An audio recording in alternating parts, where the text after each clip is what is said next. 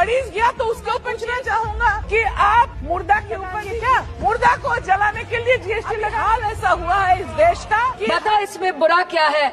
हवा के चार झोंके।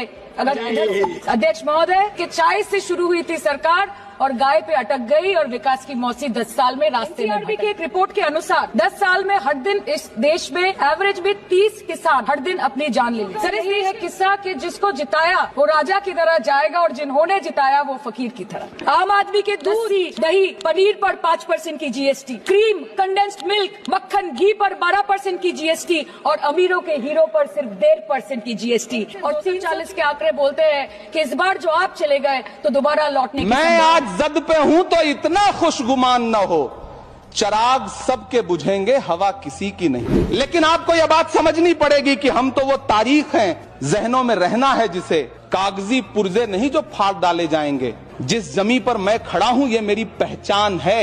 आप आंधी हैं तो क्या मुझको उड़ा ले जाएंगे? जिल्ले इलाही, जमहूरियत जो है वो नफरत और ठसक से नहीं चलती है, अकड़ से नहीं चलती है।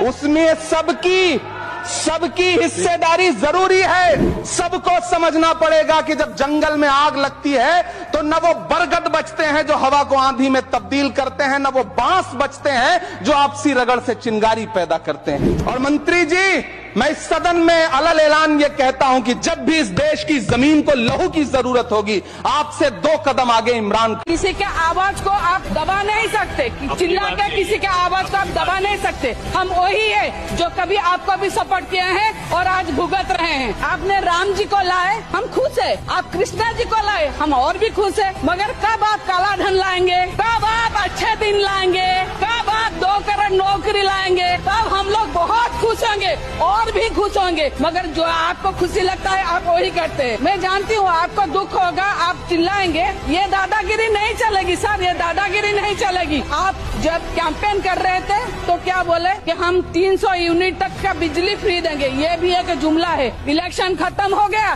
सरकार आ गया, मगर ये जुमला का जुमला रह गया।